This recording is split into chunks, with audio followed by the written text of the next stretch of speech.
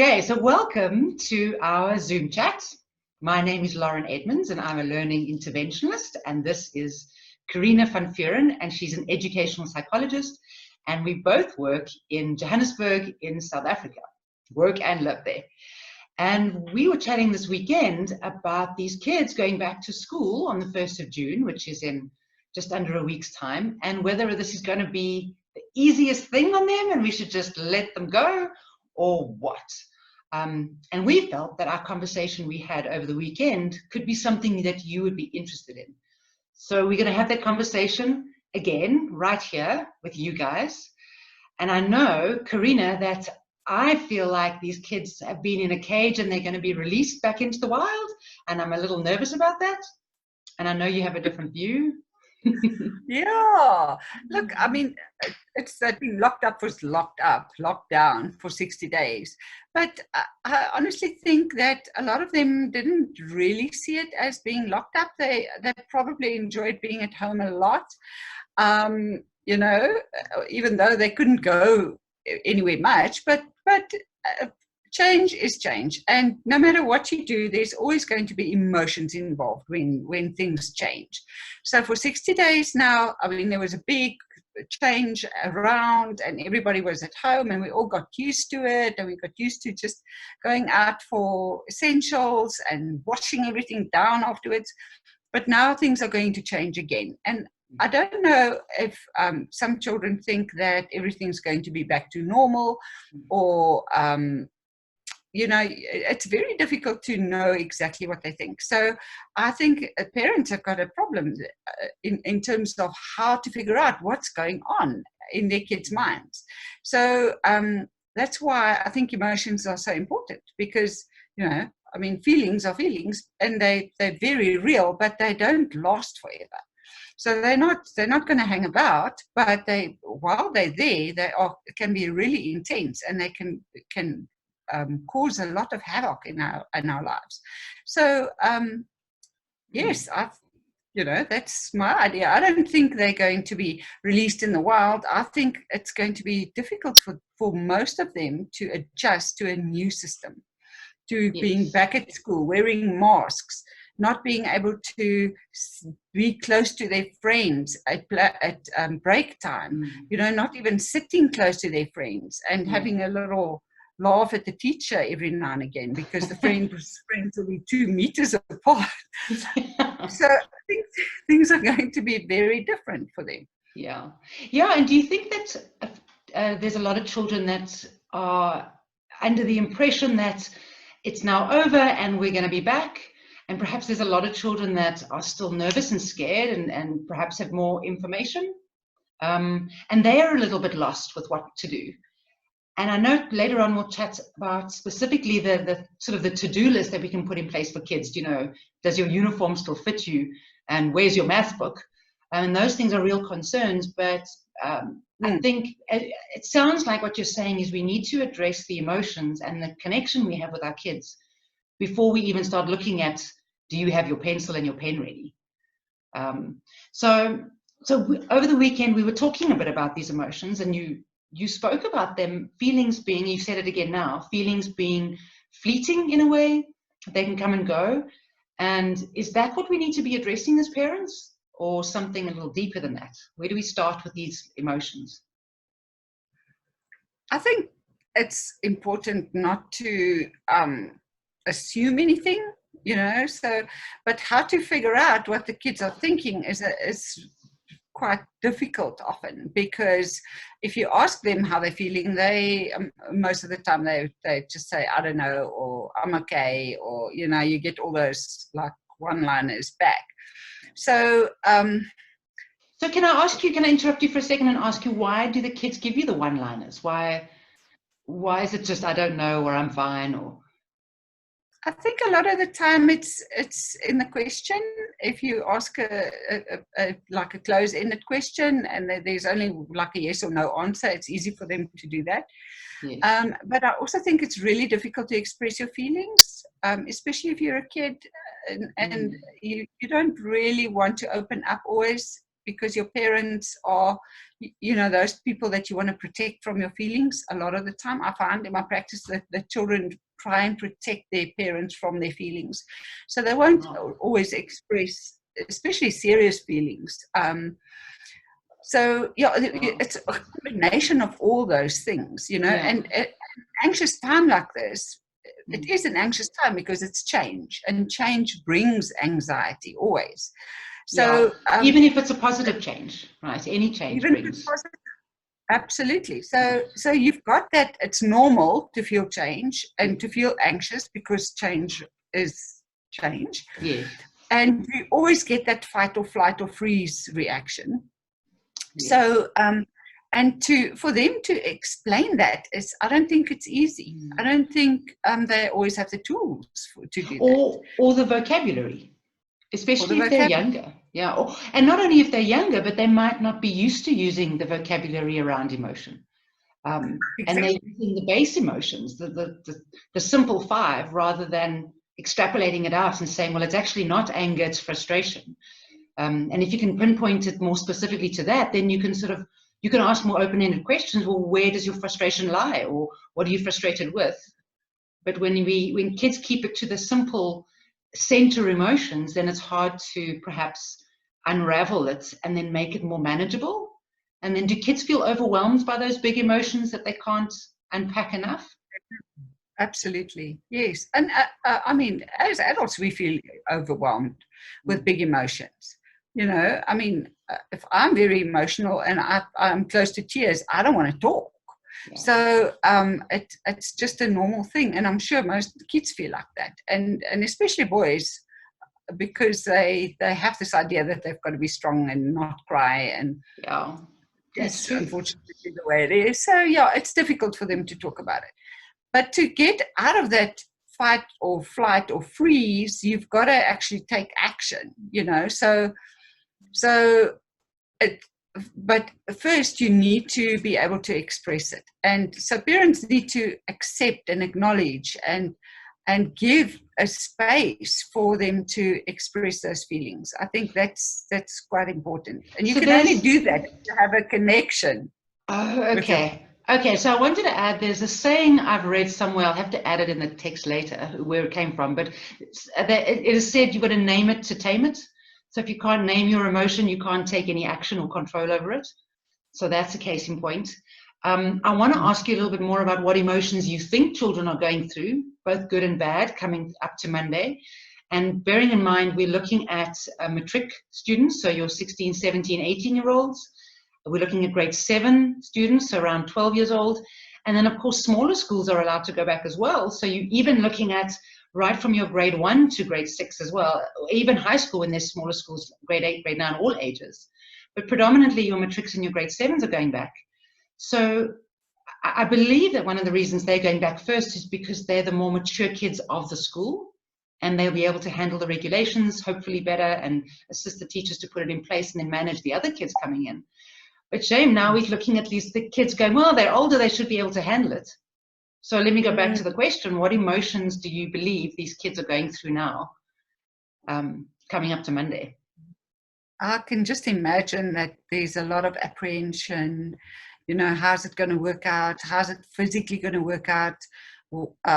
Even things like, will it be similar to it was before, or is everything going to be totally on its head? What's the physical environment going to be like? Will we be able to go to the same bathrooms, for instance? I mean, will the tuck shop be open? Will the tuck shop be open? Will we be allowed to get that type of thing? And what's going to happen with, how are we going to communicate with our friends? And I mean, that high school age is they're more about friends and what the friends think about, and so there's a lot of uncertainty, a lot of apprehension, I think, a lot of resistance probably, because it's really nice to sit in your bed with your PJs on and do a maths lesson online. Yes. Now you've got to get up at whatever hour of the day and get ready and get to school in traffic and all of that. So, and especially for the kids, where not only has it been more comfortable at home, but the online learning has suited them better. So I know a couple of matrics who have really reveled in the fact that there's a video they can replay, that it can be in their own time, they can pause videos, and now they're stressed about going back to a class where I don't know how many people are going to be sitting there, because a lot of these online lessons up until now have been 200 kids at a time.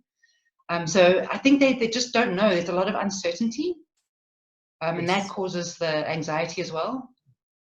But also, I mean, I'm sure it's a lot of mixed feelings. Also, a lot of excitement to see your friends again and to have that social thing going on, because that's, I mean, a third of school, in my opinion, is about socialization. It's not really always about what you learn. It's about how you socialize and how you mix with other people and how you learn how to do that. So I'm sure there's a lot of that going around as well. Yeah, just a whole mix of feelings, and to try and get. Sorry, I interrupted you. So what would you tell a parent if they were looking at their matric or their grade 7, thinking, "My gosh, I'm not too sure how this is going to work. My kid's got to get back there on Monday, and I want to connect with them, and I want to ask them about their feelings." What position is a parent coming from? How do they approach their kid to get this out? I think always the best approach would be to come from a curious point of view. You know, I'm curious about how you think. A lot of the time I ask the think question, because then feelings tend to come out without them noticing. So what are you thinking about? How is it going to be next week? And then they often tell you about, you know, what the feelings are. But you can just come out with a question and say, you know, how are you feeling emotionally about next week going back to school? And then just listen and you know, hear what's coming through. And I always like that active listening part as well, where you just sort of become the mirror, especially where a lot of feelings are concerned, and you just there to reflect back what the feelings are that you can sense. So if they say, I don't feel like going back, what is the feeling behind that? You know, is it resistance? Is it I'm scared of the change? Is it I'm scared? And to sort of take a chance on the feeling and say, it's a bit scary. Or, you know, something like that, to just be the mirror. And then they often come and say, no, I'm not actually scared. I really don't feel like getting up in the cold morning. And maybe it's not even a big feeling thing. It's really just, I don't want to get up and it's cold, you know. And that's okay as well. It doesn't have to be this big, scary emotion. It could be a simple thing. But you'll never know if it's a simple thing if you address the first emotion that they give you, which is possibly just as kind of an offhanded remark. So you need to, it seems to me like you need to really be present with what they're saying and get out of the parent fix-it mode. Because parents, especially dads, in my experience, we want to solve our kids' problems. We want to make all those bad feelings go away. And a lot of the times we do it by going, don't be silly, you're going to be fine. Everyone else is doing it. Just get it done. And we don't acknowledge that, you know, I can get up and get it done, but it doesn't take my emotions away. So, but being the mirror, are you saying that we are kind of passive listening or curious listening? You mentioned curious earlier. Yes, no, I don't think it's a passive. It's definitely an active listening thing, but listening is sort of, so it's a bit of a contradiction, because listening is sort of a passive thing. You've got to keep keep still to be able to listen, but it's active in the sense that you actively listening out for the feelings. So I want to hear what is behind those words. I don't want to hear the words, you know. I mean, I'm listening to the words, but I'm actually listening deeper than that. I'm listening to what the feelings are behind that. So, and if they say anything like, I don't feel like going, and you say, you know, you're a bit scared, and they come with, yes, because those kids are always bullying me or whatever, then you can be curious about that. Mm. And is it always, and Yeah. when, And yeah. and we're assuming that as a parent you have decided, because the government has said you don't have to send your kids back. So this discussion is really around you as a parent. You've decided you're sending your kid back. So now what? Because if you're deciding to keep your kid at home, perhaps you're also having the same discussion. It's just sort of for different outcome. But if you're deciding to send your kid back, you're not, or they're deciding to go back, you're not unpacking the feelings to give them an out. You're unpacking the feelings to give them a way to get back in a healthy way, get back to school. Yes, absolutely. Okay. And I think that's a very valid point, because it's quite a scary thing for children to make big decisions like that. Mm. And I don't think it's fair to put that on them. I think that's a decision that the grown-ups in their lives need to take. Yes. Are they going back to school, or are they being homeschooled? And are you going to apply for homeschooling licenses and things like that? It's not a decision that a child can make, especially a young child. I mean, I'm not talking about the matrics. I think the matrics have more worries on their mind, because they've got to catch up work, and will I be able to get everything done before the exam starts, and it's not long, all of those things. And I'm missing out on my last year of school, and so they've got a lot of other emotions. But I think a decision like that is definitely a parent's decision. So that's where you've got to have your parenting partner, and that's a decision that you make, not with the child. You first decide about it. You can ask the child's opinion, of course, but that's not a decision that a kid would can make. That's not a fair decision. So just an aside note there, sorry, we're both in our homes. If you can hear my dog growling, it's not my stomach. I've had dinner. I didn't notice. Good. So we're saying that as a parent, the best thing you can do is connect with your kid with a real earnesty, a real desire to connect, not just to override and talk at, but rather to actively listen, connect, and acknowledge the feelings, even though you can do nothing about the feelings. You can acknowledge them, and in acknowledging them, the kid can start managing their own feelings. Yes, and they can, and they're very, very good at that. And I think we need to also trust them, because that's one thing you can't take from somebody else. It's their feelings. It's their feelings, and they've got to feel them. It's not a parent's responsibility to try and take bad feelings away, or put good feelings into. Well, that's an interesting thing you said at the end, or put good feelings in, because your feelings are your feelings, and you manage them. And I've seen quite a few kids in my experience where the emotions that you get from them don't seem to be theirs, because they don't seem to be managing them authentically. And then my question is always, where are you getting this supposed emotion from? And it feels like it's a label they've placed on themselves, or has been placed on them, and then they're trying to live up to the emotion rather than having the emotion. And then you try and address the emotion as if it's a real emotion, and that doesn't work, and you wonder why. And it's because it wasn't their emotion in the first place. In the first place, yes. Interesting.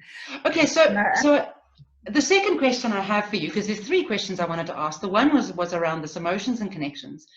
And then the second one, which I think is very important, is what are the practical things parents can do for their 16-year-olds and their 12-year-olds and all these kids that are going back between now, because we're on day 60, it's Tuesday. They're back on Monday, so we've got just less than a week and we've got a whole weekend. If you can give us 5 or 6 things that you think they can do, like a checklist. Sure. Yeah. I think, the first thing would be obviously to deal with how do you feel about it. And also for parents to think about how they feel about all of this, and dealing with your own emotions, and giving yourself space as well. But practically, I think it's really going to be an issue to get into bed earlier. I think a whole lot of children are used to doing late night play dates online with their friends at the moment, and sleeping in a bit later because the online schooling is starting later. so getting into bed, the bedtime routine, I think, is to get that back into a not a normalized, but a school conducive School timetable, kind of. Yeah.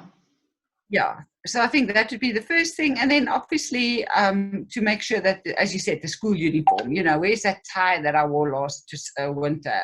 Do I still have it? All the uniforms are at the bottom of the laundry and we forgot to wash them. Yeah. All of those things. And where's my bag? And does it still have that smelly banana peel in there or whatever? So, do I have all my school books? They must be all around the house at this stage. Utensils, pencils, whatever you need. I would think to start doing it now because, up until 60 days ago, it was so easy to get ready for school because it's just the same thing we did every single day. And even then they missed things and left them at home. So now we're so out of our routine that our habit is almost gone and we need to get the habit back. And we're not going to get it back on Sunday nights. No. We need to start collecting those maths books lying everywhere and the textbooks. We need to start getting it together now.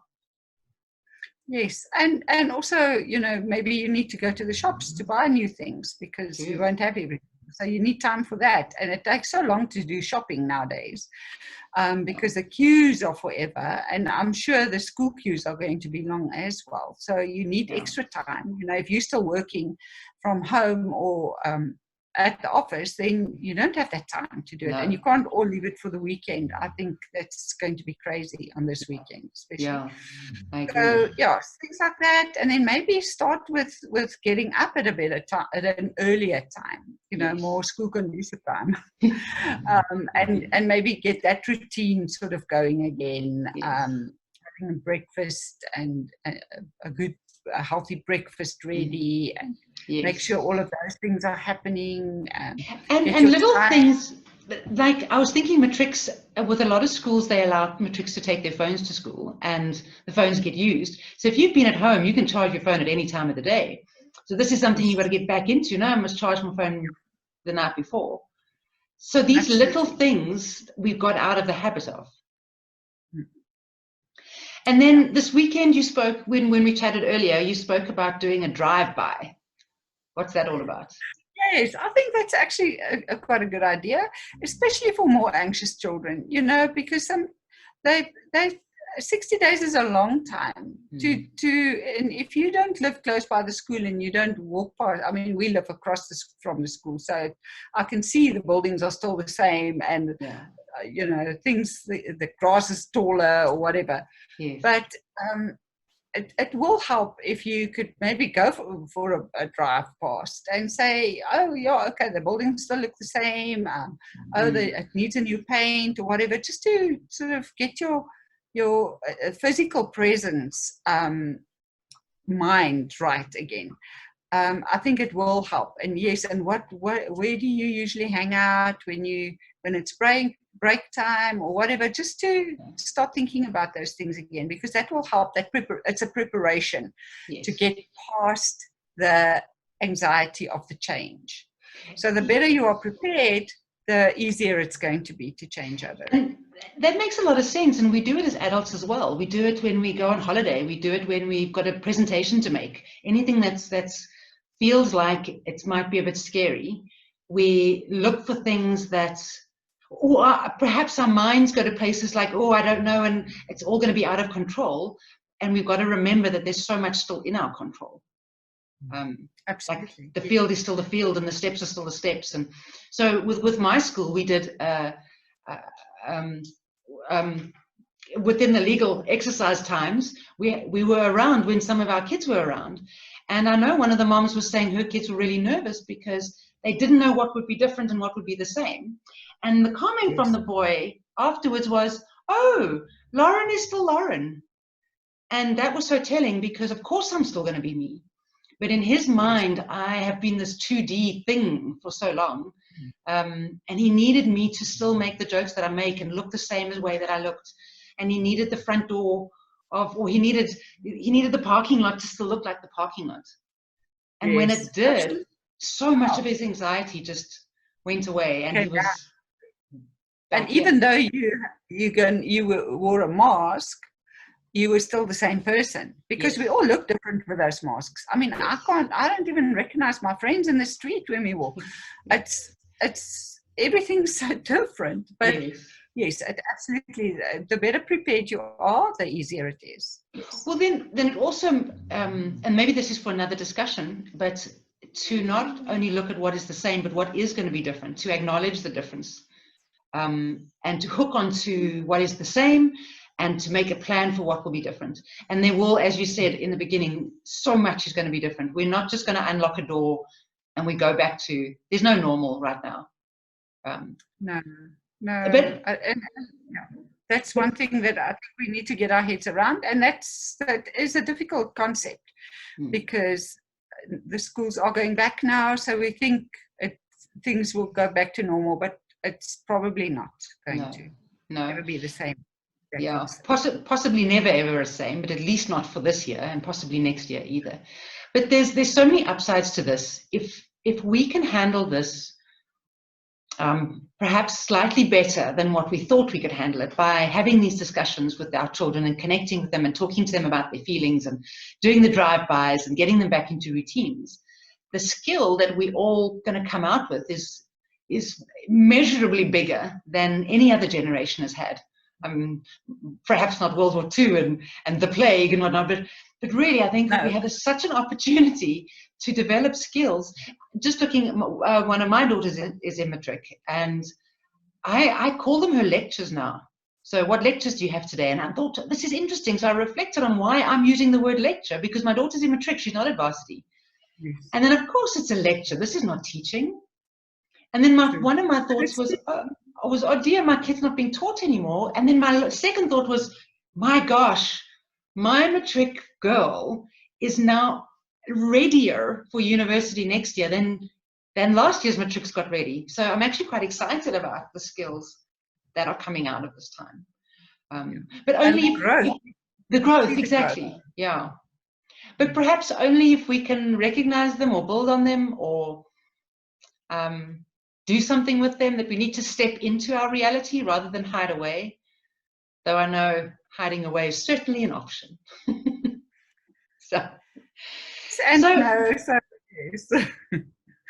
Okay, but we can't hide away, because we're going back into the real world, and we have to, and we've got to go back to work, and we've got to go back to our friends and normalcy. I'm hoping that some of the stuff that was normal that didn't work doesn't come back.